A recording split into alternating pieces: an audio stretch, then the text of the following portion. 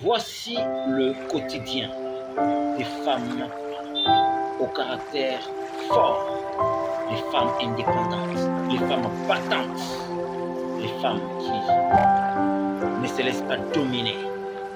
Regardez leur quotidien. Vous voulez connaître le vrai quotidien d'une femme capable, d'une femme indépendante, en gros une femme qui vit seule. Faut nous demander à nous autres là. On va vous dire, nos oreilles souffrent, vous n'avez pas aidé.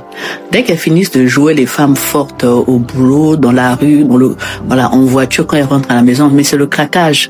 Directement elles appellent. Elles commencent à raconter les anecdotes des femmes mariées. T'as vu un tel là, avec son infidèle de mari, mais au lieu de le quitter, elle est là, c'est moi qui l'ai consolée. T'as vu un tel, non? Son mari m'a dragué, dans son imaginaire, hein. Son mari m'a dragué. Mais je me demande qu'est-ce qu'elle fait avec ce bouffon-là. Mais t'as vu un tel, là, machin. Et vous êtes là. Vous êtes avec votre mari. Elle se rend même pas compte que vous, là, quand vous êtes là, vous êtes mariés.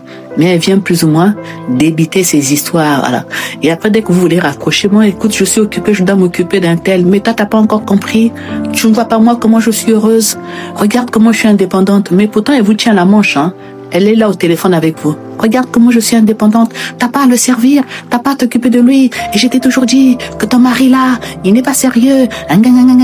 Regarde comment moi je suis épanouie depuis que je l'ai quitté. T'as pas vu, je fais ce que je veux. Mais dans le faire ce qu'elle veut là, c'est vous qu'elle prend au téléphone toute la journée. Dans le faire ce qu'elle veut là, c'est ses genoux qui souffrent. Voilà. Elle ne se met même plus en jupe, parce que si elle se met en jupe, là, les genoux sont devenus tout noirs, à force de s'agenouiller. Dans le faire ce qu'elle veut là, sa maison est pleine d'encens, pleine de bougies, pour demander à Dieu, qu'est-ce que j'ai fait? Comment est-ce que je mérite cette vie-là? Parce qu'au final, tous les jours, elle pleure. Tous les jours, après avoir joué les mascarades, là, après avoir joué les femmes fortes, machin, elle tombe sous son lit épuisée, elle pleure. Avant de dormir, elle pleure. Elle se demande qu'est-ce que j'ai fait. Elle se demande quand est-ce qu'elle aura quelqu'un pour elle.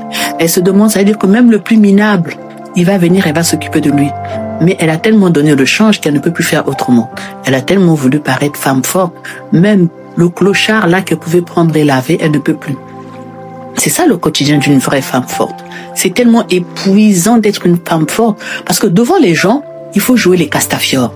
Devant les gens, il faut jouer les dames qui maîtrisent là. Devant les gens, il faut jouer que non, pomba, ça veut dire musclore, du moral. Devant les gens, il faut jouer les indépendantes. À la fin de la journée, épuisé, on est épuisé. Quand on rentre à la maison, la Bible est à côté. Quand on rentre à la maison, on prend le téléphone.